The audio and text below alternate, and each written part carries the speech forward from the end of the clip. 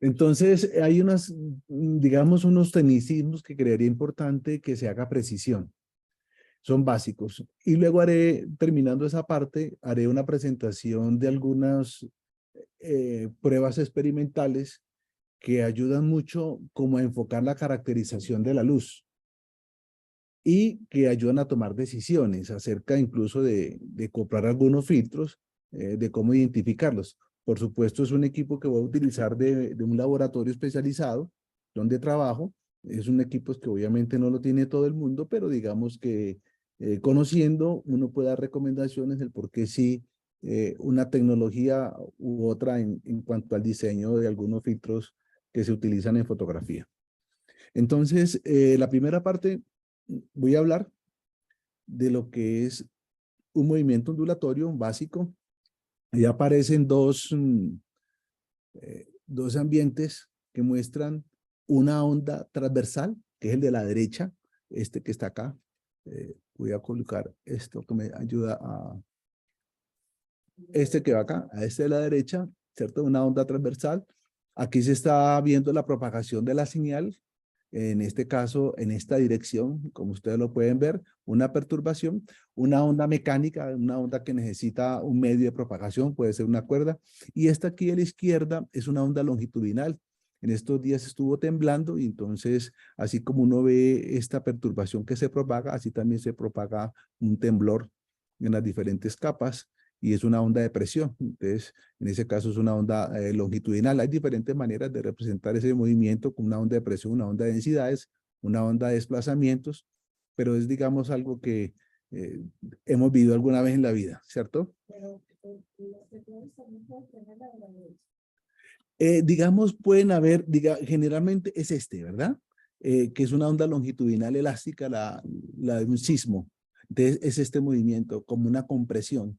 Y este es este. Aunque, digamos, dependiendo de dónde se dé, uno puede ver, dependiendo, digamos, las reflexiones y el tipo digamos, de cambio de medio, uno puede ver esta también. O combinaciones de las dos. Bueno, esta es una cuerda que todos hemos visto que cuando la movemos para arriba o para abajo, esto se desplaza, y lo vamos a llamar perturbación. Tiene una forma que nosotros la modelamos, muy importante modelar, porque si no se modela, pues uno no puede desarrollar tampoco tecnología. Y la modelamos mediante relaciones armónicas, digamos este perfil. Y ese perfil, que tiene aproximadamente la forma de una función seno, se mueve hacia la derecha, entonces le indicamos con esta variable X que se mueve hacia la derecha, perdón, en ese eje, y esta es como la frecuencia en la cual este movimiento se está dando, ¿no? Y se genera la perturbación hacia la derecha. Aquí alguien colocó el pie en la superficie del agua, pues genera una perturbación, como se puede ver aquí abajo, pero si yo continuamente estoy lanzando movimientos sobre la superficie, pues empiezo a generar perturbaciones. Muy importante, digamos, identificar este argumento. Este argumento es lo que en una onda se llama fase. Y eso es algo muy importante para poder entender la ley de inverso al cuadrado. ¿Por qué es muy importante esto? Porque esto está diciendo que se va a mover en una dirección. En este caso, yo utilizaría una representación radial para esta onda que se mueva acá, en esta dirección, y utilizaría la variable R, que va en la dirección radial, y que en un tiempo determinado está en esta posición. Entonces, todos estos elementos de esta onda que están acá, aquí, van a tener este mismo valor porque todos se emplearon el mismo tiempo y están en una posición, en este caso, posición R. ¿No hay sonido? ¿No están escuchando? Porque me dijeron que están. No hay sonido. Ah, dicen que sí hay. Sí hay. ¿Ok? Ya va a hacer un que sí. Ok, gracias, Carolina. Entonces, ¿qué quiere decir esto? Que todos estos elementos que forman parte de esta región tienen el mismo valor de fase, han hecho el mismo recorrido y han empleado el mismo tiempo, tienen ese mismo valor. Entonces, esos que tienen el mismo valor de fase es lo que se denomina frente de onda. Y es una palabra muy importante a la hora de analizar la ley de inverso al cuadrado. Allá vamos a llegar. Bueno, voy a imaginar lo siguiente. Voy a colocar aquí que esto es una lente, esta representación, y que yo cogí un pedacito de aluminio, una lámina de esas de aluminio o de papel aluminio, y le hice un huequito con un alfiler. Voy a agrandarlo, lo hice aquí. Y lo puse acá, de lado, ¿no? Lo estoy viendo de lado. Este es el huequito. Y acá voy a coger un pointer, cualquiera de esos que venden en el hueco, verde o rojo, y lo anoto aquí. Y lo pongo a la distancia focal de la lente. Entonces aquí sale la señal, todo lo que sale acá, pero sale el del foco. Y todo lo que llegue a esta lente me va a salir derecho, derechito, derecho. De tal manera que si yo coloco una pantalla, ahí, la pantalla es esta, y la lente es circular, yo veo una mancha. Si utilizo un láser rojo, toda esta mancha es roja. Pero va a tener una característica. Cuando yo me mueva 10 centímetros, 1 metro, y esto está, este huequito que está iluminando acá, está en el foco de la lente, esta mancha no cambia de tamaño. La mancha es la misma, no va a cambiar. Yo los invito a los del club a que vayan al laboratorio y podemos ver esto. Esto lo podemos ver en el laboratorio fácilmente. Entonces esta mancha no cambia. Cuando eso no cambie, significa que el recorrido que ha hecho la señal en el tiempo y en la posición es el mismo. Todos los valores, digamos, si coloco aquí la manchita se vería acá, van a tener el mismo valor de fase, pero este valor de fase está contenido en un plano. Entonces se dice que ese frente de onda es plano. Entonces, ¿cómo vas a construir un frente de onda plano? Coja papel aluminio, le hace un huequito con el alfiler, coge el láser rojo que venden en el hueco, lo apunta y lo coloca a la distancia focal de esa lente y todo lo que sale ahí es plano. Si uno lo quiere hacer con más precisión, lo hace en el laboratorio, pero digamos es posible hacerlo, relativamente fácil. Entonces esa mancha no cambia y todos esos elementos aquí tienen el mismo valor de fase. ¿Qué resulta? Resulta que ha hecho un recorrido y ha empleado una frecuencia, pero el valor, digamos la intensidad que hay aquí de esta señal, va a tener un valor, va a ser diferente acá, va a ser diferente acá y va a cambiar de manera armónica. Pero el frente de onda es plano. Y este es un frente de onda plano. Así se llama, frente de onda plano. Ahora vamos a mirar, bueno, hay otro aspecto, es el siguiente. Como trabajamos nosotros con ondas electromagnéticas, de las ondas electromagnéticas tienen acá un campo eléctrico, y un campo magnético. Entonces colocamos una flechita para indicar que la onda electromagnética se mueve en esta dirección. Y utilizamos esta flechita. Y vamos a trabajar aquí, tiene un nombre, ¿no? Si el que creó este modelamiento hubiera sido antioqueño, pues hubiera sido de apellido Jaramillo, ¿cierto? Pero se le ha llamado el vector de Jaramillo. Pero este vector lo construyó Poynting, y entonces se llama vector de Poynting. Entonces la ventaja que tiene es que este vectorcito, esta flechita, apunta en la dirección de propagación y el campo se mueven. ¿Cómo se mueven? Así como ustedes lo ven ahí. Los campos oscilan los campos. Y cuando oscilan los campos, resulta que este campo eléctrico genera el magnético y el magnético genera el eléctrico y así mutuamente se crea el campo y se transmite la señal.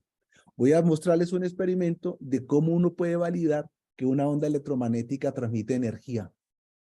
Y lo vamos a ver ahorita en un pequeño videoclip. Entonces, una cosa es que sea armónico y otra cosa es el frente de onda, la señal, ¿no? Bueno, entonces ambos campos son armónicos, así se modelan.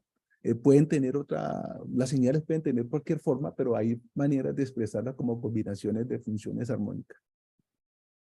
Pero hay una ventaja. Resulta que este mismo vector me sirve para describir la intensidad de una onda, es decir, la señal y lo que yo veo, lo que detecta el ojo y lo que detecta una cámara. Entonces, veamos otra forma. Yo cogí el papel aluminio, el de la casa, y le hice un huequito con un alfiler. Y lo puse aquí de lado, ¿no? Lo puse de lado, se le ve el huequito. Y aquí puse el láser. El láser manda la señal y acá se genera un frente de onda, así. Pero así, armónico. Pero esférico. Y este huequito, ¿de qué tamaño podrá ser? Ese huequito podrá tener un tamaño de 100 micras. Ese huequito, o menos, 50 micras. Entonces, aquí esa forma, ese frente de onda, todos los elementos que tienen el mismo valor de fase están en una esfera. Entonces, ese es un frente de onda esférico. Si usted tiene un flash, entonces este es el flash. Y aquí viene, está el cargador y todo, ¿cierto? Y aquí viene la paletica que tiene el flash. Resulta que este flash tiene unas dimensiones. Colóquele que esto tenga unos 4 centímetros por 3 centímetros. Pero usted lo pone a estallar.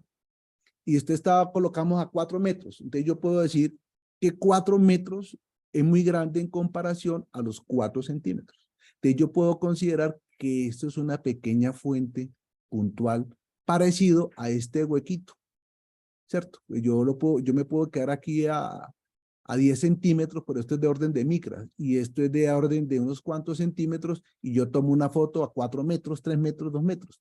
Entonces yo puedo considerar que el estallido o la iluminación que me da el flash, ¿cierto? Ese frente de onda, el recorrido que hace la señal, en el tiempo y en la posición va a quedar de igual valor para los que estén en una esfera.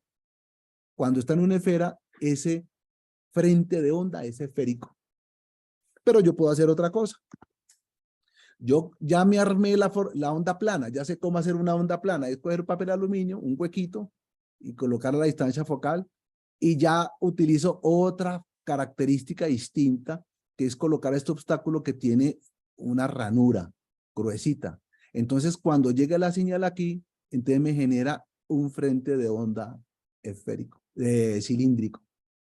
Entonces, hay planos cilíndricos y esféricos y yo los puedo construir. Si no quiero hacer esto, pues yo cojo un agitador de un laboratorio, que es una varillita de vidrio, y entonces yo le puedo apuntar con el láser o coger, por ejemplo, que piense que un lapicero de estos gruesos, que sea una barra de vidrio y lo parto por la mitad, entonces me queda medio cilindro. Ahí ya tengo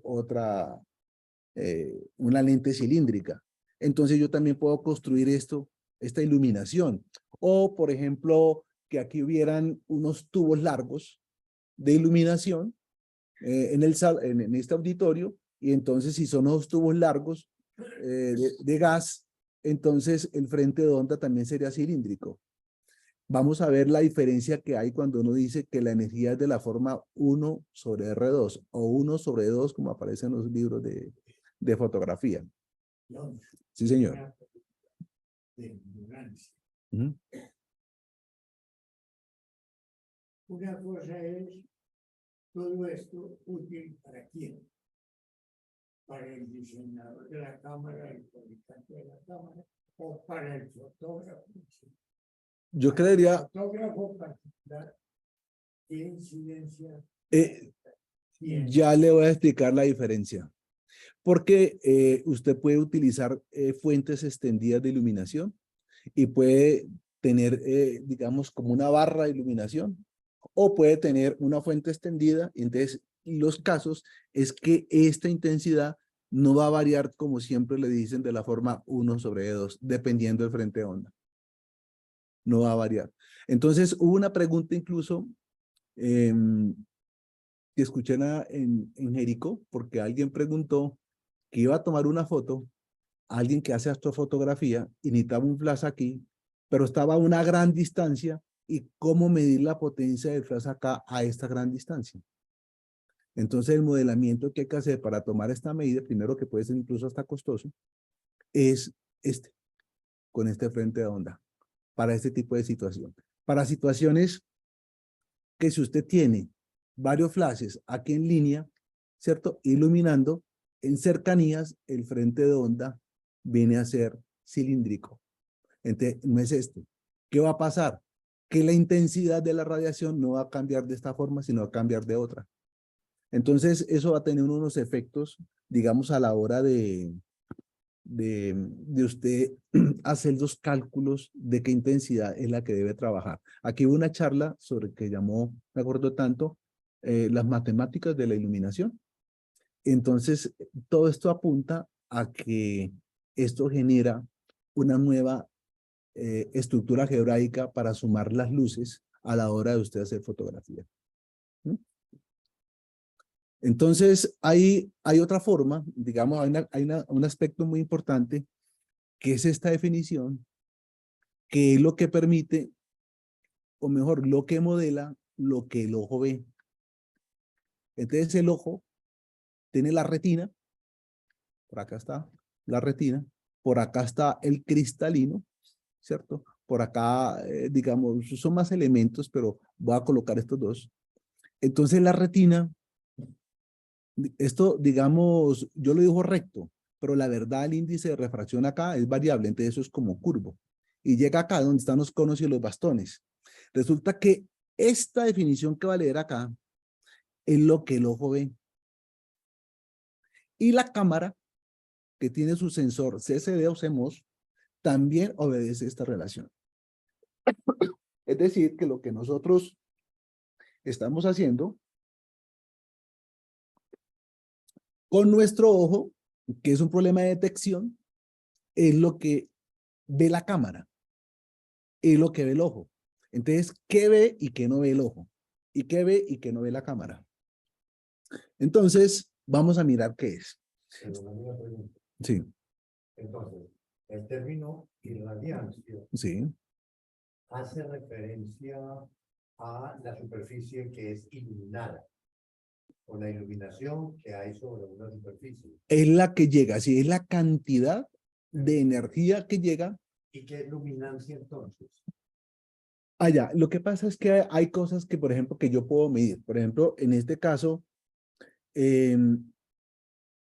la irradiancia se define como la cantidad de energía que llega a la superficie que tiene un área en unidad de tiempo. Entonces, mire, energía que llega a un área en unidad de tiempo. Entonces, le va a llegar energía a esta área durante un intervalo de tiempo. Ese intervalo de tiempo se llama exposición. Claro. Entonces, y esto, digamos, ¿qué es lo que él va a medir? Es decir, ¿qué es lo que él va a detectar? Lo que va a detectar es una cantidad de energía en, digamos, los sensores, en ese caso que sea mi retina, son los sensores que van a cuantificar qué tanta energía va a llegar en ese intervalo de tiempo. Cuando yo tengo los ojos abiertos, constantemente están llegando información. Si fuera una cámara, entonces sería la película o sería el sensor, que en un intervalo de tiempo le llega. Entonces, esta cantidad, lo que está midiendo, digámoslo así, es esa cantidad de energía. Y esa cantidad de energía es lo que nosotros lo interpretamos como brillo. Vemos como brillo. Entonces, el ojo detecta colores, por supuesto, define lo que es el verde, el rojo y las tonalidades, pero qué es lo más brillante y menos brillante. Pero el ojo no detecta estados de polarización, por lo menos el humano. Porque hay insectos donde se muestra que responden a los estados de polarización y a regiones del espectro electromagnético que nosotros no vemos, pero ellos sí. Pero vuelvo a mi pregunta. Entonces, luminancia es igual a reflectancia. Sí, hay unas reflectancias que se llaman especulares y otras reflectancias que se llaman difusas. ¿Y de qué dependen las unas y de qué dependen las otras? Digamos como palabras prácticas y de la rugosidad, ¿cierto? Y hay unas direcciones que son más favorables. Entonces, cuando yo ilumino un objeto, entonces lo que va a captar la cámara es que yo ilumino con una fuente y ella refleja. Entonces, ese objeto va a absorber y va a reflejar. Eso es. Entonces, lo que refleja, yo lo mido. Entonces, lo que llegue va a ser la irradiancia. Lo que yo voy a medir, lo que me llegó al ojo, me llegó a la cámara, lo que va a medir es la irradiancia. Eso, lo reflejo. Por ejemplo, yo estoy viendo este vaso, ¿cierto? Entonces, esta luz difusa llega aquí. Yo la estoy viendo. Entonces, lo que me está llegando es la cantidad de energía a mi sensor, que es la retina, que tiene un área determinada en un intervalo de tiempo. Yo lo estoy viendo. Pero vuelvo sobre el término que te pregunté, luminancia. Ese está asociado a a la capacidad que tiene de reflejar. Eso. Y este está midiendo es lo que recibe. Gracias. Para el fotógrafo, en la práctica, ¿cuál es importante? Yo le digo que importante. Es decir, si le va a llegar al sensor la parte importante para la práctica fotográfica. Sí. Para el diseño de la cámara, etcétera, es importante. Sí. Pero es que yo veo. Para el fotógrafo en la práctica, ¿cuál es importante? Yo se la voy a devolver. Deja la pregunta ahí y con lo que explique, la hacemos como a la mitad de la charla y la miramos, ¿vale? Para ver cuál es la importancia, para que sepa qué es lo que mide. Cuando usted sepa qué es lo que mide, y lo vamos a hacer con un experimento que vamos a ver ahí, entonces mire la importancia de tener esto cuantificado, señalizado, qué es lo que me está midiendo, cómo lo mido, y para qué me puede servir a mí en la parte fotográfica, ¿cierto? Incluso para saber escoger. Resulta, miren lo que va a pasar, que esta energía que sale de aquí pasa por esta área, va pasando, y esta área es mayor. Pero lo que pase por aquí, también pasa por acá. Entonces, es la misma energía, pero está distribuida en un área mayor, ¿cierto? Entonces, ese flujo o esa energía que pasa por acá se conserva, ¿cierto? La que vaya saliendo ahí. Bueno, hay una cosa que hay que tener en cuenta, es que ese vectorcito que yo les comenté sirve para darse cuenta que esa energía que pasa por acá es proporcional a esta amplitud, la intensidad de ese campo que está, de esa iluminación que estoy analizando. Bueno, entonces vuelvo a la definición. Si esto está, la energía que pasa por acá es igual a la energía que pasa por acá, pues a mí simplemente yo le digo, hombre, yo despejo mi energía, va a pasar el mismo tiempo, y la energía en esta posición de este radio 1 es esa intensidad, el área 1 y por el tiempo es el mismo, ¿cierto? El tiempo en cruzar acá la energía, el mismo tiempo en cruzar acá. Y lo hago para el más grande. Eso que se llama conservación de la energía aquí se conserva y se conserva acá, porque lo que pasa por aquí pasa también por este lado. Si nosotros cogemos estos términos, dice, bueno, si son iguales, ¿por qué nosotros no los igualamos?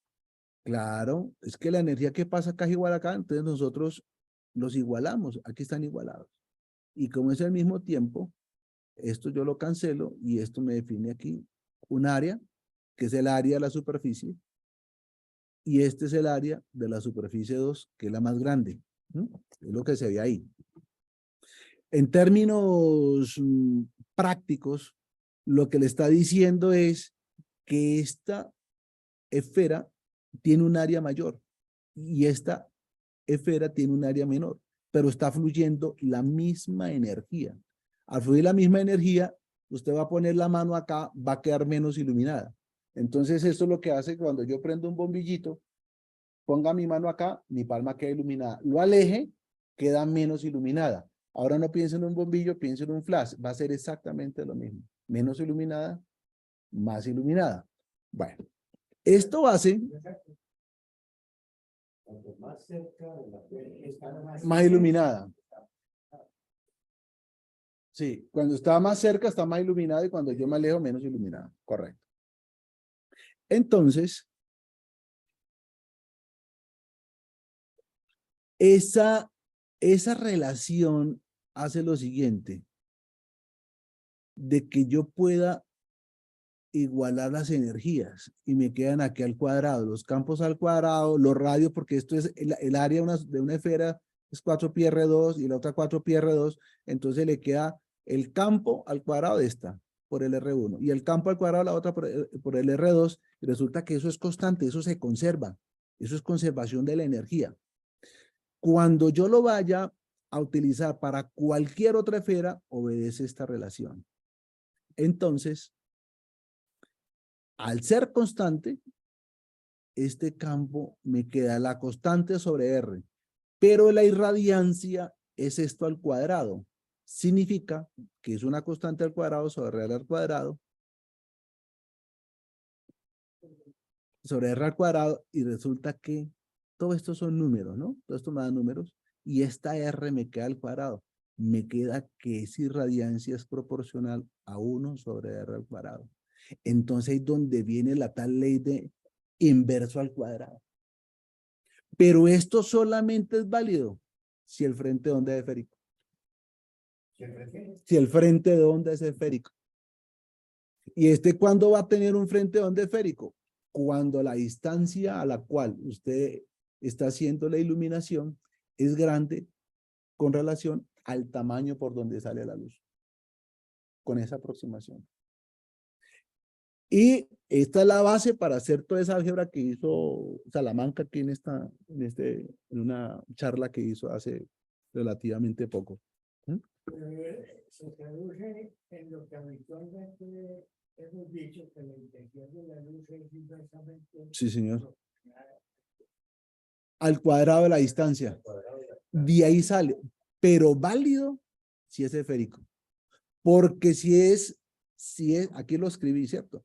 Porque si es otro frente de onda, por ejemplo, la iluminación es frente de onda plano, siempre va a ser constante. No va a cambiar con la distancia. Es decir, si yo logro una iluminación plana y va a 1 metro, 2 metros, 4 metros, 5 metros, la iluminación siempre va a ser la misma. Si el frente de onda es plano, no cambia con la distancia. Si el frente de onda es esférico, ahí sí cambia con la distancia.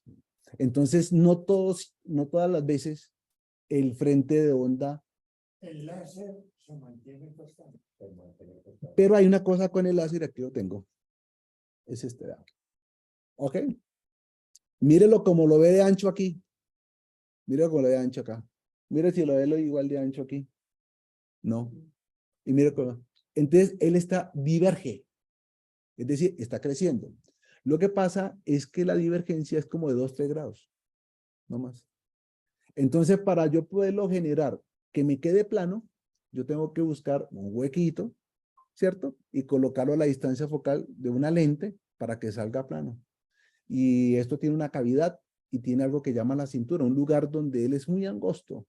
Entonces yo enfoco sobre ese lugar que es angosto, que se llama el beam west, la cintura del láser, y me genera un frente de onda plano. Y ese frente de onda plano siempre va a permanecer, en principio, en teoría, una gran distancia, sin que cambie la fase y la iluminación permanece uniforme. Cuando hablamos de luz, Es esta. se mantiene constante. Sí, aunque uno puede lograr con luz policromática tener una pequeña región donde hace el mismo experimento, mantiene aproximadamente la mancha del mismo tamaño. Lo puede lograr para lograr una iluminación uniforme. Eso se puede hacer. Por ejemplo, alguien que quiera hacer, no sé, fotos de la piel, como lo hemos hecho nosotros. Entonces la iluminamos con ese tipo de condición para poder garantizar la uniformidad sobre una muestra. O cuando usted está en un microscopio. Mire cómo en un microscopio tiene una iluminación que llama iluminación de Cooler. Y esa iluminación hace que el bombillito de la lámpara de Cooler, esa iluminación hace que el bombillito de la lámpara no se vea en la muestra, ¿cierto? Bueno, entonces aquí ya quedaron 3 cosas. Una, hay frentes de ondas distintos y la ley de inverso al cuadrado solamente es para el frente de onda esférico. Para el frente de onda cilíndrico se hace el mismo procedimiento y lo que se llega es que él disminuye la intensidad de la iluminación, pero de la forma 1 sobre R. Significa que cuando el frente de onda es esférico, disminuye más rápido. Y cuando el frente de onda es cilíndrico, disminuye de la forma 1 sobre R. ¿Qué tipo de luz será eso? De la iluminación que habitualmente usan. Bueno, digamos, yo lo hago, digamos, generalmente la gente trabaja con la esférica, ¿cierto? Pero hay que ver que eso no siempre es así, ¿cierto? Por ejemplo, lo que yo le digo, el flash, si el tamaño por donde sale la luz es pequeño en comparación con la distancia a la cual va usted a tomar la foto, entonces usted lo puede aproximar a 1 sobre R2. Es un tipo de flash. Sí, señor. Cualquiera. Cualquiera. No importa. Entonces, si usted tiene un juego de luces muy cercano aquí, pues se le va a generar una envolvente acá que aproximadamente es cilíndrica. Entonces, ya usted no lo va a bajar, no lo va a tener a 1 sobre R2, sino a 1 sobre R, la forma. Entonces, es un detallito. Claro que la gente lo hace de una forma muy práctica. ¿Por qué? Porque entonces suman las luces utilizando, por ejemplo, un exposímetro y quiere saber algo, entonces él la cuantifica. ¿Cierto? Es una forma también práctica de resolverla. Pero es bueno aclarar de que eso solamente es para frente de ondas esféricos.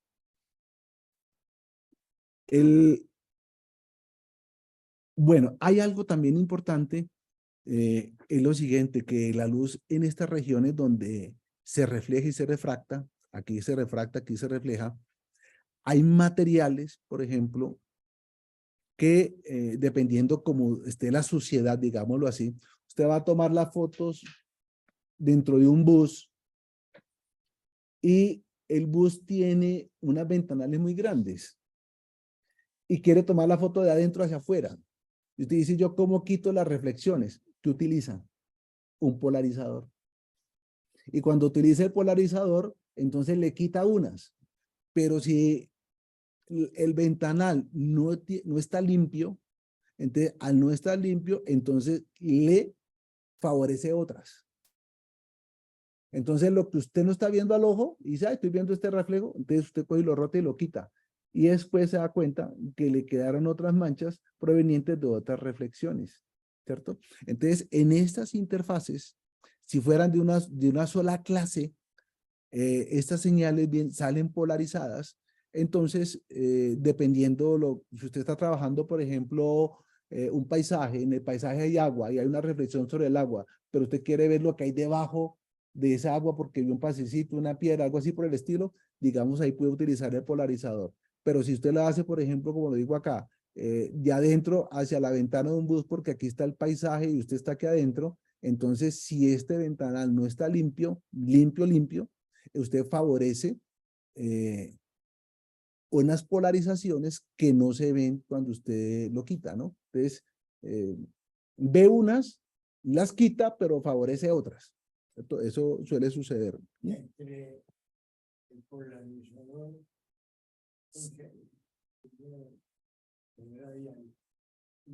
el otro que Hay unos que son, sí, hay unos, bueno, hay unos, sí, hay unos que son lineales, ¿cierto? Digámoslo, coloquémoslo así, lineales. Y hay otros que son circulares, ¿cierto? Entonces, el circular, digamos, es el que nosotros nos vemos como CPL, ¿sí? Este polarizador. Entonces, pasa lo mismo con este o con este otro. ¿Por qué pasa lo mismo? Porque si aquí hay impureza, aquí hay suciedad, también va a favorecer uno, va a favorecer los otros. Entonces, digamos, en el caso de esta luz reflejada, generalmente sale con luz polarizada lineal. Hay que ver el tipo de material. ¿cuándo usar el uno o cuándo usar el otro? Digamos, para usar el uno o usar el otro, yo pensaría que como uno no conoce las características detalladas, yo recomendaría de entrada tener de estos circulares. Eso, teniendo los dos limpios. Yo recomendaría los circulares, ¿cierto? Estos. Es más eficiente generalmente. Generalmente tener, digamos, porque se presta para la mayoría de las ocasiones. Digamos, esa sería como la razón. Pero nosotros, pues, obviamente en el trabajo tenemos de esto y tenemos de estos polarizadores. ¿No? Bueno, este se le ha refractado. Y esas refracciones en el arte fotográfico, por supuesto, nosotros las utilizamos para medirlas en este tipo de situaciones, pero vuelve y juega cuando están con impurezas o están con otro tipo de sustancias que son películas delgadas, esas pequeñas capas, incluso la grasa del dedo, asúmela como una película delgada sobre algo que es de vidrio, entonces eso también dispersa, ¿no? Y nosotros... Esa foto la hice de la siguiente forma. Aquí se colocó esta cartulina amarilla y la otra azul, y esos son 3 copas con agua, y aquí se colocaron unas banderas y se colocaron unos flash, digámoslo así. Entonces uno puede observar que esta radiación refractada me permite por la dirección de la luz, digamos, cambiarla y lograr este tipo de composición. Y lo que está puesto aquí es un vidrio. Algunos colocan un vidrio, algunos colocan un espejo, pero lo colocamos así. Entonces esto es... sí, 2 flash, sí, sí. Y banderas. Digamos, son unos obstáculos para evitar, digamos, unas luces muy brillantes o que quemen esta zona o algo, para evitarla, para que sea un poco más uniforme la distribución de la iluminación. O sea, no está el flash directamente pegado, sino que yo lo puedo poner a rebotar y colocarle banderas para evitar las reflexiones, porque no me quedaría esto con brillos.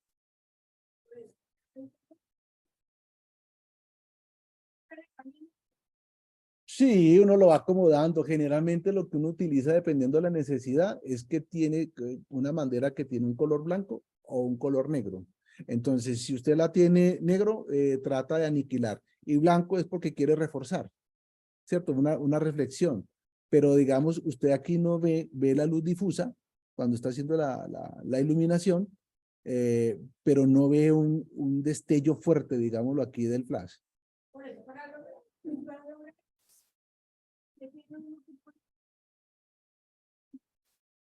Esas banderas. Haga de cuenta, voy a imaginármelo aquí. Piense que esto es una cartulina grande, blanca, y tengo los 3 vasos. Pongo los 3 vasos aquí, las 3 copas, ¿cierto? Entonces, yo le voy a pegar a él, pero yo le pego, por ejemplo, con una luz rebotada, ¿cierto? Le pego acá para que me quede uniforme, pero como el flash manda para todos lados, entonces yo le puedo colocar eh, ¿cómo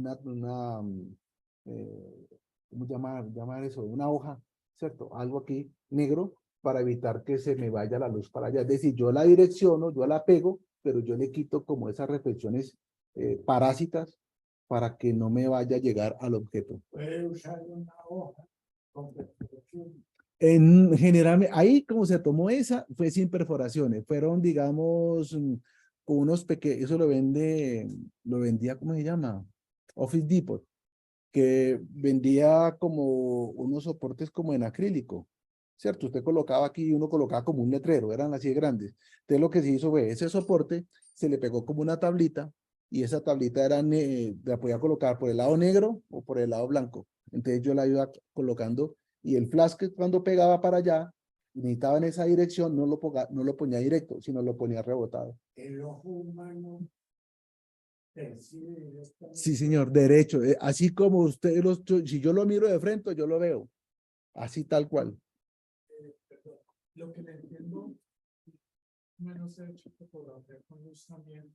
Las banderas lo que evitan primordialmente es tener que la fuente de luz rebote sobre el objeto muy Sí, fuerte. sí. Entonces lo que hago es tratar de dirigir la luz hacia el fondo para que no le pegue a las copas, tapándola con un obstáculo que no deje la luz llegue a la cámara, sino que rebote del fondo. Mm. Sí, hay luces que traen unas aletas que permiten hacer eso. Con blancas y negras. Entonces, para evitar, digamos, que llegue incluso el flash derecho al fondo, no se le pega directamente con el flash, sino que se deja rebotar con una superficie blanca. Y la que yo quiero que no le llegue directamente a la copa ni a ninguno, le coloco un obstáculo negro. Y si comparamos con otra alternativa, ya no con flash, sino con luz continua. Hay que hacer la prueba porque es que también influye, es luz continua, pero la forma como está, cuando es continua, depende de lo que yo utilice, porque algunas vienen como un cuadrito así grande que utiliza mucho como la iluminación LED, ¿cierto? Otro puede utilizar esas bombillas de 4 o 5 o una que venga aquí en una sombrilla o venga en otro tipo de modificador de luz. Entonces, dependiendo, y también el tamaño. Entonces, eso es lo que uno lo va ajustando con lo que tiene. Pero en ese caso yo pensaría, con respecto a la pregunta de Juan Fernando, que no hay diferencia entre iluminar con flash y con una fuente de luz continua, porque es exactamente lo mismo, ¿cierto? Es una fuente de luz continua o una fuente de luz discontinua, Sí. que prende y se apaga, pero tienen la dirección, tienen intensidad, tienen color, tienen... Sí, no, de acuerdo, yo me refiero también mucho a la forma, porque el flash generalmente, por donde sale la radiación, así de grande, por decir algo, un flash normalito, yo no, colóquele eso, o Nikon pequeño. Y si, dependiendo de lo que usted tenga como fuente continua, usted la puede tener, depende, en una sombrilla, con una, digamos, ¿cómo se llama? Esas bombillas como de 150 vatios grandes. Entonces, usted es bastante grande. Entonces, hay que mirar de acuerdo a lo que tenga.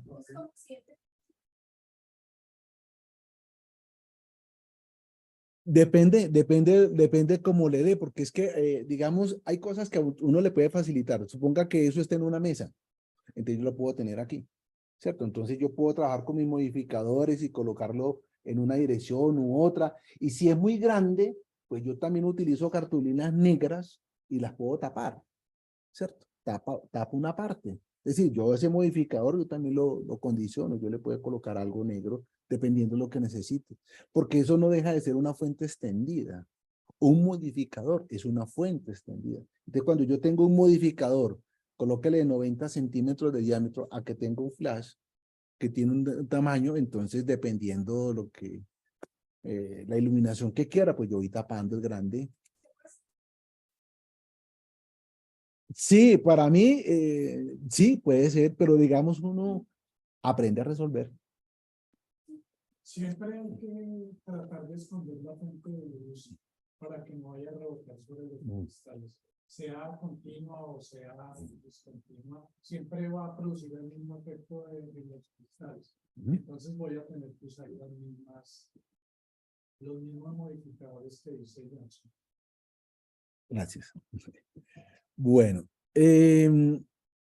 estos son, digamos, comportamientos que se van hasta lo más de artístico, ¿no? Lo que usted puede ver aquí, cuando los pointer láser pasan sobre agua, cambian de medio, cambian acá. Y a la gente que le gusta, digamos, la fotografía de paisaje, digamos, uno puede ver que la superficie de la Tierra tiene pues la atmósfera y la atmósfera actúa como lente. Entonces, por eso los paisajistas les gusta mucho las horas del atardecer o la mañana, porque entonces la dispersión que da la radiación solar debido a que pasa por la atmósfera, pues va a favorecer, digamos, la dispersión de una banda. Aquí hay que hablar del rojo, uno dice rojo o anaranjado, pero la verdad esto es una banda. Ahorita lo vamos a ver por qué decimos que es una banda, ¿no? Bueno, y otra cosa es que esas posiciones del sol para efecto fotográfico pues se ve muy bonita, pero bueno, de un dato curioso, el sol no está ahí. Usted le toma la foto ahí, pero el sol no está ahí, porque la radiación cuando pasa por la atmósfera, entonces yo lo que veo es una posición aparente del sol. ¿Cierto? Eso es refracción. Sí, eso por la refracción, sí. Correcto. Bueno, estas son algunas fotos que he tomado aprovechando esos amaneceres. Esto es el río Orinoco en Puerto Carreño y ese punto brillante, así como usted lo ve, esa región brillante, así se muestra, ¿no? Así se ve, usted lo ve así al ojo limpio. Es más, este río no suena. Generalmente uno se acerca a un río suena y este río tiene tanta, la cantidad de agua y como un movimiento tan suave que uno, todo se escucha como en silencio, ¿no? Bueno, esta foto también es aprovechando esos amaneceres, esas dispersiones, en un lugar de la Tambora, en Bichada. Esto es en la mitad del río Orinoco. Uno también ahí arriesga mucho porque el lanchero dijo, le puedo llevar a un lugar donde puede tomar los mejores atardeceres, pues eso en medio del río. Pero ya después nos toca andar una hora de noche por el río. Entonces, bueno, uno yo confía en ellos porque conocen, andaron un río de esos. Sí, no, allá digamos el peligro es que choque con algo, ¿no? Con un palo, con alguna cosa, un tronco y, ¿cierto? Ese es el problema, ¿no? Y esto, pues también ese río Orinoco, también una amanecer, ahí duré como desde las 3:30 de la mañana hasta las que ya subió el sol, 6:30, ¿no? Tomando algunas de ellas. Bueno, las lentes tienen muchas cosas, las lentes simples, en una lente así simple, pues cuando yo tengo un punto, esto, una fuente de iluminación está aquí, ¿cierto? Me forma la imagen en este punto. Pero si esta fuente de iluminación es de una longitud de onda roja, me la va a poner en ese punto. Si cambia la longitud de onda de esa fuente de iluminación, me la forma en otra parte. Eso lo tienen todas las lentes, cuando es una sola lente. Entonces, cuando uno compra una lente que dice, ¿por qué varía el precio de una de la otra? Primero, lo que compra es un doblete, un triplete formado, digamos, en todo un sistema óptico corregido de la parte que esto se llama aberración cromática lateral, es decir, la distancia entre la lateral y esta, la longitudinal. A mí me ha servido mucho esas aberraciones porque hemos hecho desarrollo tecnológico con eso, pero aquí la cuestión radica es en que el índice de refracción de este material depende de la longitud de onda. Entonces, cuando yo le coloco aquí algo que corrija la aberración cromática, un doblete o viene aquí para corregir la aberración cromática, también debe ser un material de muy buena calidad. Entonces, este tipo de lentes son de las cosas que uno como si amante de la fotografía debe fijarse en la calidad y también en lo que va a acompañar su lente.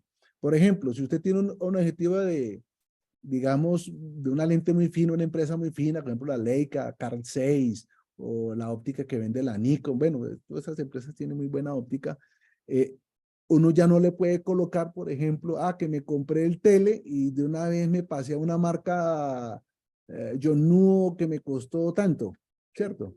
JCPenney.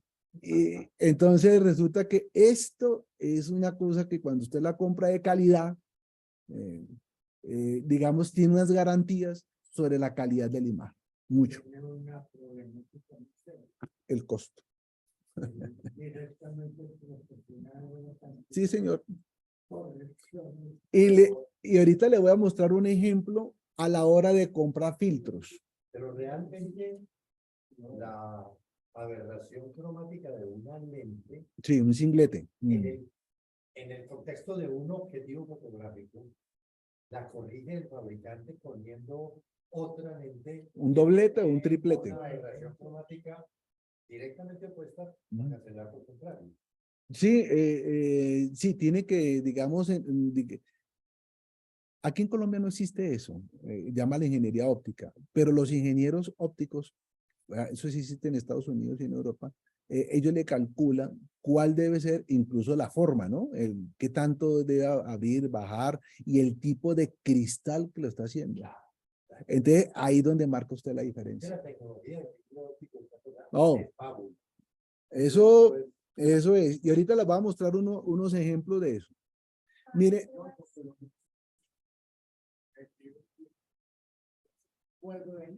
Sí, señor. Sí.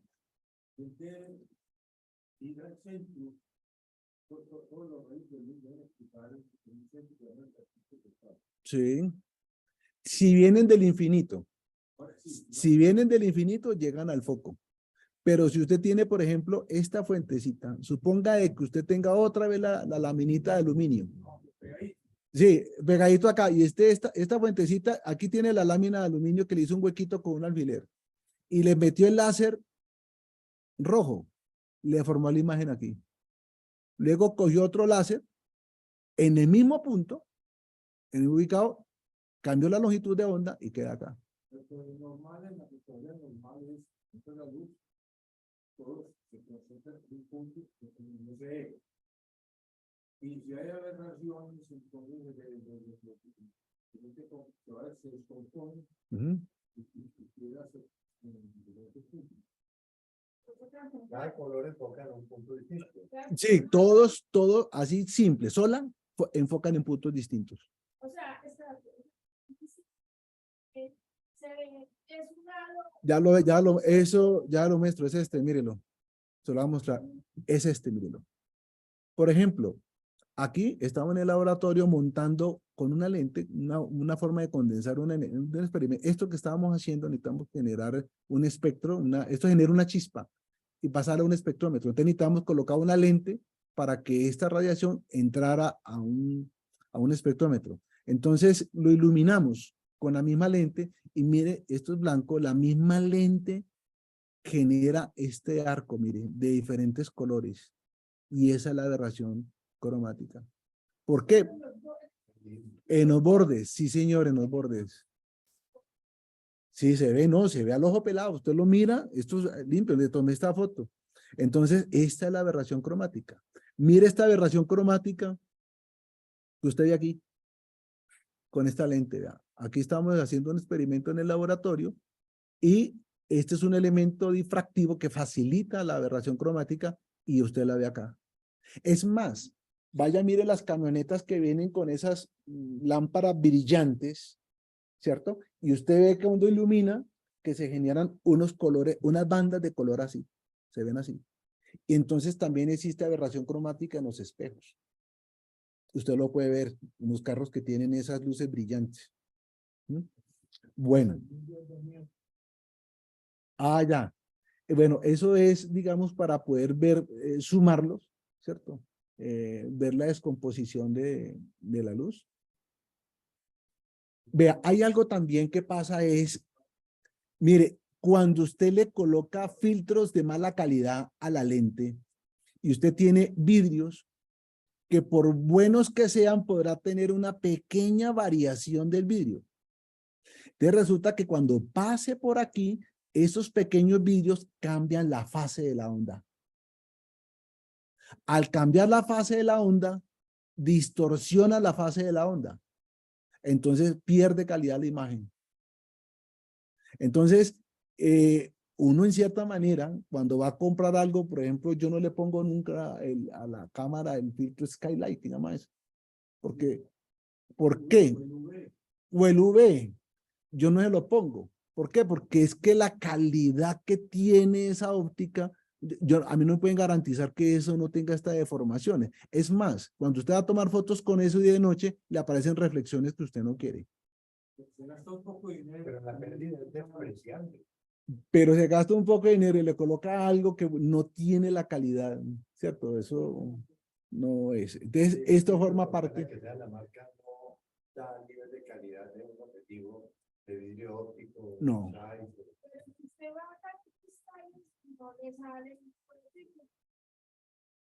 Ah, bueno, está la razón, señala ruido. Uno gana, pierde.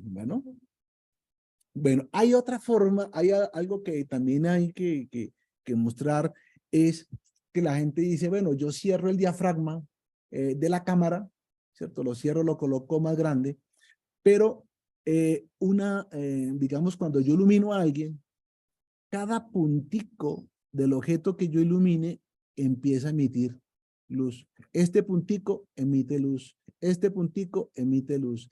Y la envolvente de toda esa luz es un nuevo frente de onda. Y este nuevo frente de onda emite luz, este puntico emite luz, y este puntico emite luz, y este puntico emite luz, y la envolvente me genera frente de onda. Y este principio se llama el principio de Huygens, y el que explica cómo una onda electromagnética se propaga. Entonces, cuando usted tiene la lente aquí, y le coloca un diafragma, este es el eje óptico, entonces usted va a captar la señal de aquí de la nariz, ¿cierto? Entonces él le manda señal en todas las direcciones. Alguna parte va a entrar aquí. Este que está acá le va a mandar señal en todas las direcciones y va a entrar aquí. Entonces, ¿qué va a hacer este diafragma? Cerrar y evitar que la señal de cada uno de ellos pase por completo, pero le va a llegar información. De tal forma que cuando yo mire la imagen, en el plano de la imagen, yo voy a observar este mismo sujeto, pero con menos iluminación. Es decir, no va a cambiar. Y el modelo que lo explica es el modelo de Huygens, propuesto hace más de 300 años, ¿sí? Que explica la manera como una onda electromagnética se propaga. ¿Sí? Bueno, lo que está diciendo Libertus, estos son, digamos, los rayos básicos, digamos, de la óptica paraxial, la óptica de los rayos. Esto es una lente positiva, una lente negativa. Mire que esto es aire y esto es vidrio. Pero si usted está en el agua y tiene una burbuja, aquí hay aire y aquí hay agua, esto también actúa como una lente. Y hay muchas formas de lentes. Porque yo incluso puedo formar imágenes utilizando el comportamiento ondulatorio de los electrones y yo los controlo con campos eléctricos y magnéticos que hacen las veces de lentes. Entonces el concepto de lente es un concepto que también evoluciona. Bueno, algo importante en la formación de las imágenes, que esto pues ya es ampliamente conocido, ¿cierto? Que yo formo acá, me queda invertida, esto es una lente positiva, el trazado de los rayos, esto es una lente negativa, diverge. Cuando la imagen queda del mismo lado del objeto, pues esto yo no lo veo, pero esto sí queda al otro lado, pues esto sí lo puedo ver, ¿no? Bueno, entonces hay algo importante a tener en cuenta. Voy a pasar esto. Y voy a pasar esto. Es esto. Porque aquí hay una pregunta que ¿qué era un diafragma? Entonces vamos a hablar cuáles son los diafragmas que tiene la cámara. Resulta que cualquier elemento, sea el borde de la lente o el diafragma separado, que determine la cantidad de luz que llega a la imagen, se denomina diafragma de apertura. Y esto es lo que nosotros conocemos, ¿cierto? El diafragma de apertura.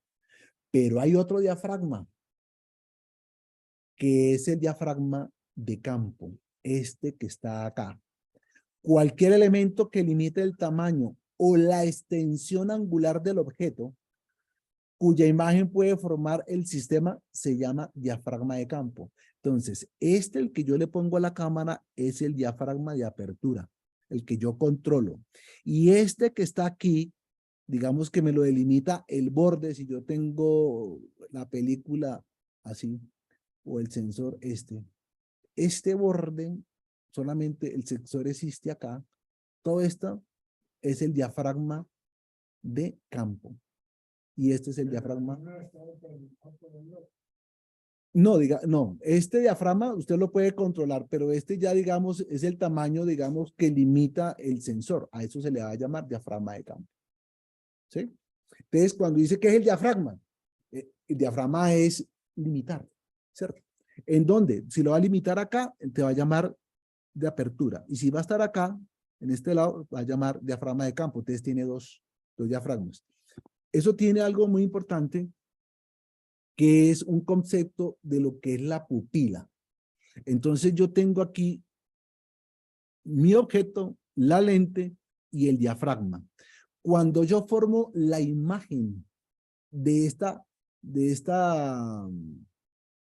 digamos, de este diafragma, la imagen, es decir, mire, yo lo diafragmé, viene el rayo acá, lo analizo sobre el eje óptico, viene el rayo aquí, viene acá, se desvió, pegó en el bordecito, desvió, pegó en el bordecito. Ah, bueno, si esto no estuviera, ¿cierto? Si esto no estuviera, esto seguiría derecho y pegaría acá y pegaría acá. Entonces, esa imagen, ¿cierto? De este diafragma es la pupila de entrada. Si está aquí. Por eso el luz ese parece Sí, señor, tiene una relación. Tiene una relación. Entonces, en un sistema óptico siempre hay una pupila de entrada y hay una pupila de salida. En este caso, lo que hace las veces de pupila de salida es este. ¿Por qué pupila de salida? Voy a explicar por qué. Porque este es el objeto, aquí está la lente y este está a este lado. Entonces la señal viene por acá Entonces, este es el que impide que la señal siga y llegue acá a la pantalla. Entonces la pregunta, si esta es la pupila de salida, que es el diafragma en ese caso de apertura, ¿cuál vendría a ser la pupila de entrada? Pues la imagen de la pupila, de la imagen de este diafragma. Aquí está la definición. Pero básicamente es eso, ¿no? La imagen. Pero usted también la puede tener a este lado, colocarla antes o colocarla después. Entonces, si usted la coloca antes, entonces a esto se va a llamar la pupila de entrada. Entonces, si esta es la pupila de entrada y aquí no hay más objetos, entonces estos rayos, es decir, cuando viene aquí, ¿cierto? Pega, se refleja, yo los construyo y esto se convierte en la pupila de entrada. Perdón, la pupila de salida. En ese caso queda al mismo lado de la pupila de entrada. Y cuando tiene elementos, digamos, compuestos, ¿sí? Entonces ya hay que empezar a construir cuál es la pupila de entrada y cuál es la pupila de salida. Y la pregunta es, ¿y por qué es importante las pupilas de entrada? Porque es que estas pupilas de entrada y de salida son las que definen los conos de iluminación. El cono de iluminación que va a llegar a la pantalla o, digamos, en un proceso conjugado, en caso contrario, pues yo podría colocar la pantalla aquí también, ¿no? Y viceversa, ¿no? Pero entonces da cuenta, digamos, de los conos de radiación que entra y el cono de la radiación que sale para formar la imagen. Por eso es importante definir las pupilas de entrada. Uno técnicamente no las usa, digámoslo así. Digamos, eso iría como en la parte de la fabricación. Pero hay algo interesante que lo voy a mostrar ahorita, es lo siguiente. ¿Por qué es importante esa pupila? Resulta que este es el objeto, esta es la lente, este es el diafragma y aquí es donde se forma la imagen, donde está la película o está el sensor. Esa energía concentrada por una lente en una pequeña región de una fuente distante, esa energía concentrada por esta lente de este objeto que es distante, es directamente proporcional al área de la lente, o al área de la pupila de entrada.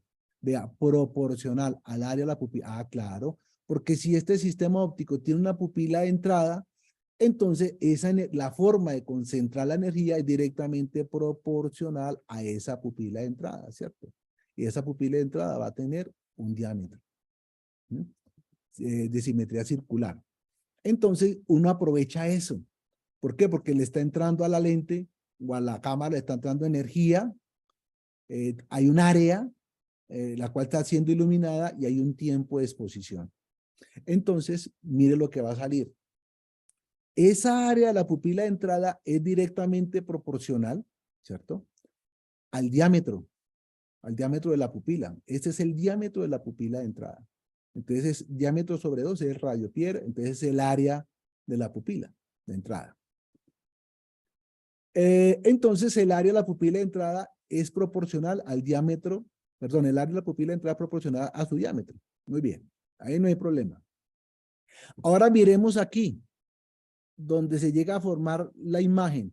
Pues aquí yo tengo el sensor, ¿cierto? Entonces yo tengo acá el diafragma de campo y el diafragma de campo pues va a tener una longitud aquí, A por B. Pero cuando yo esté aquí puesto, el sistema óptico me hace una magnificación, ¿cierto? Me hace la magnificación que es la imagen que forma de un tamaño determinado sobre el área del sensor. Entonces, a esto lo va a llamar área imagen. Entonces, esta área imagen es proporcional al cuadrado de esta distancia. Míralo, aquí está. Al cuadrado de esa distancia.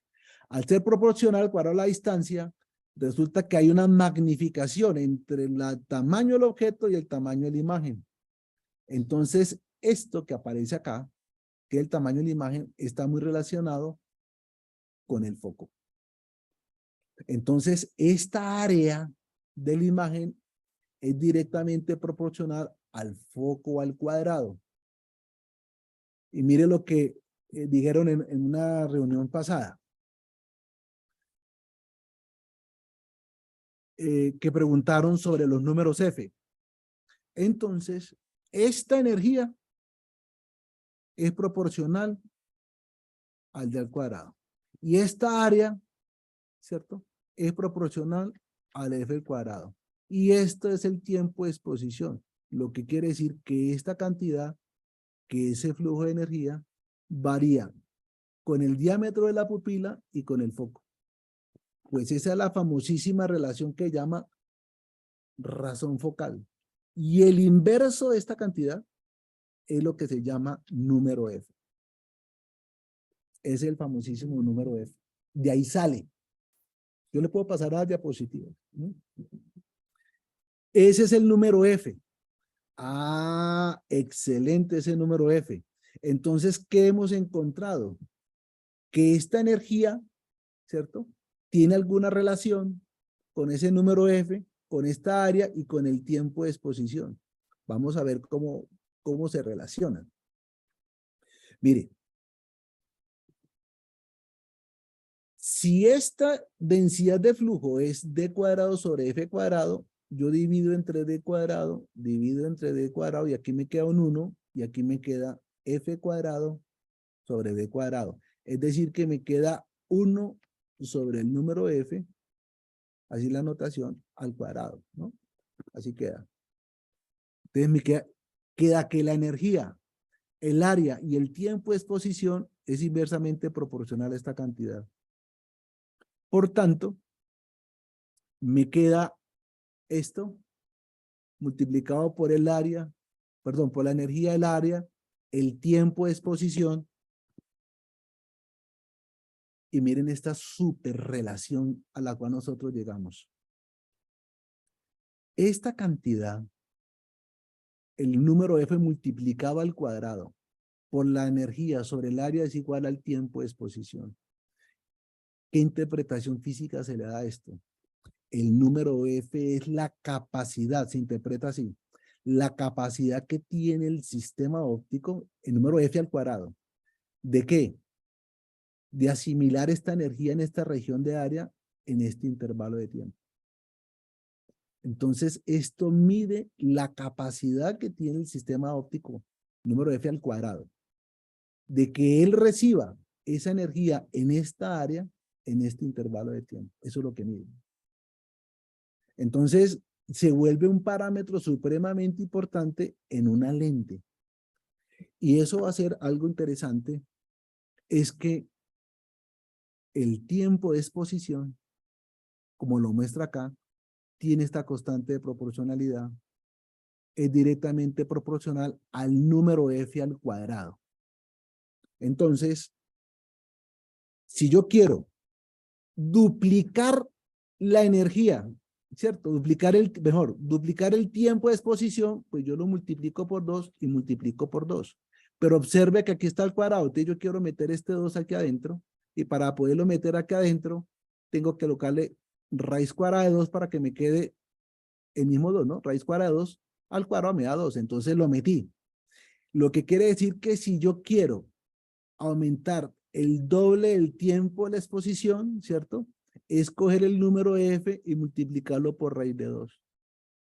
Entonces, en una de esas charlas dijeron, ¿ustedes sabían que el número F para pasar los números a obtenerlos había que multiplicarlos por raíz de 2?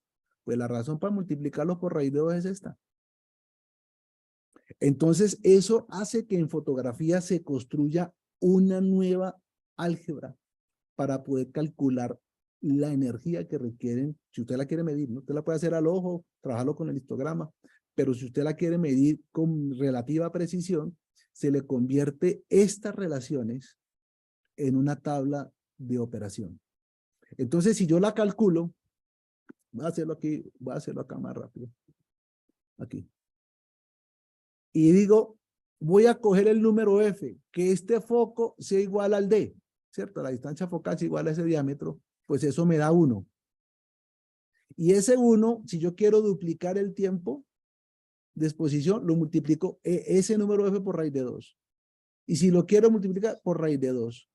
Entonces basta con que yo coja, y aquí me dan los valores, 1, 1, este lo multiplico por raíz de 2. Quiero otra vez duplicar la exposición, entonces multiplíquelo otra vez por raíz de 2, entonces se convirtió en el raíz de 2 como el salvador para duplicar la energía, ¿cierto?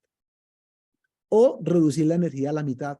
Entonces, los números F salen de coger el primero, que es un 1, y el que sigue lo multiplico por raíz de 2, y este lo multiplico por raíz de 2, por raíz de 2, por raíz de 2, y me aparece toda esta secuencia de los números F.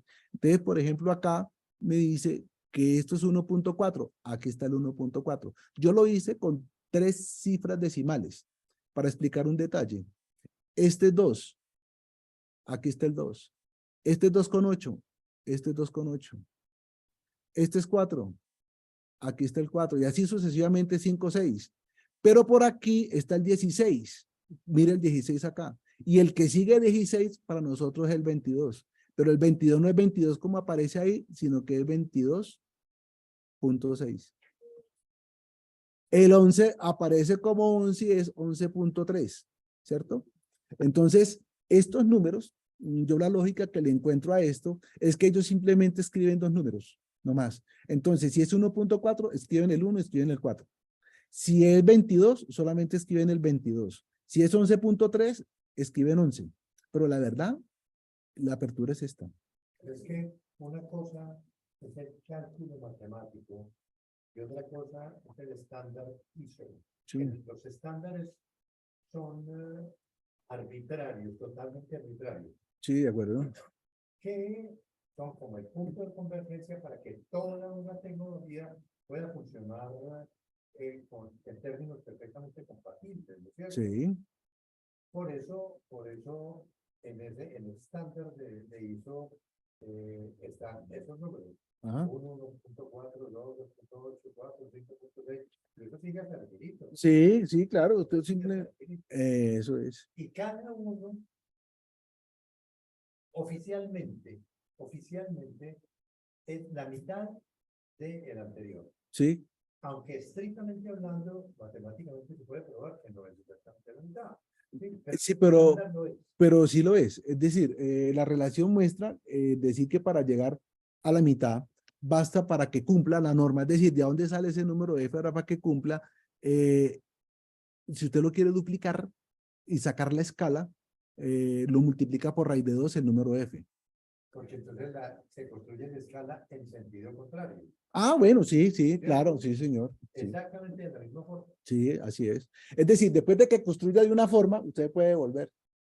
Sí, sí, totalmente posible. Yo sigo con mi idea inicial. Sí.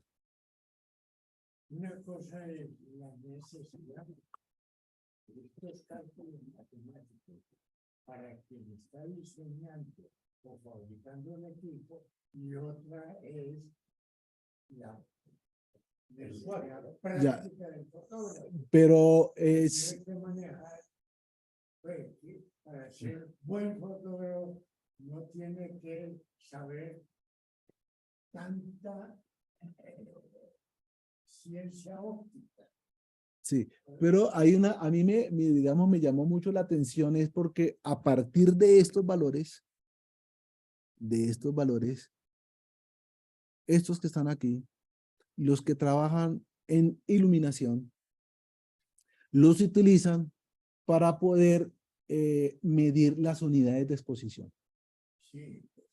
Entonces, esas unidades de exposición, si yo entiendo la lógica de cómo vienen, entonces esto se convierte en la, digamos, en la tabla de multiplicar, a dónde yo ir a revisar para poder conocer las unidades de exposición cuando tengo una iluminación de un flash, 2 flash, 3 flash. Johnson, yo toda la vida he visto los diafragmas, incluso uno se los aprende de memoria y uno sabe que el anterior es el doble del que sigue y Sí, viceversa. sí. Y en alguna parte, en algún libro, encontré que eso hacía referencia a unos datos algebraicos y que de ahí surgían todas estas numeraciones. El que Hasta yo, hoy, que usted lo explica, tengo la certeza de dónde sale. Ya queda clara la cuestión que usted dice. ¿Y cuándo lo aplica como pregunta al profesor? Porque uno de fotógrafo tiene su exposímetro y se limita a lo que le dice y Sí. dispara y ya. pero cuando uno tiene que equilibrar luces diferentes, Sí. ahí es cuando entra en juego esto. Entonces ya se le convierte esta en la tabla de operación. Tiene que, para poder evaluar lo que se llaman las unidades de exposición. Las unidades de exposición. Johnson, nos toca terminar. la No, ya. sesión con las 8 de la noche tenemos que ocupar. No, ya terminé. Iba a mostrarles lo de los filtros de cómo, digamos, El video bacán. los videos. Sí. Pero nos toca. Listo, ¿no? En otra oportunidad. Y yo mando. Pero le cuento que si yo no le explico esto, no me entiende el video. Porque es que el video... No entiendo. Faltan los tercios. Ah, y yo le digo cómo salen. No, es muy importante, sin duda, en la fotografía en general, no es tan muy que seguramente no alcanza a retener tan rápido, pero Es que yo históricamente empecé al revés.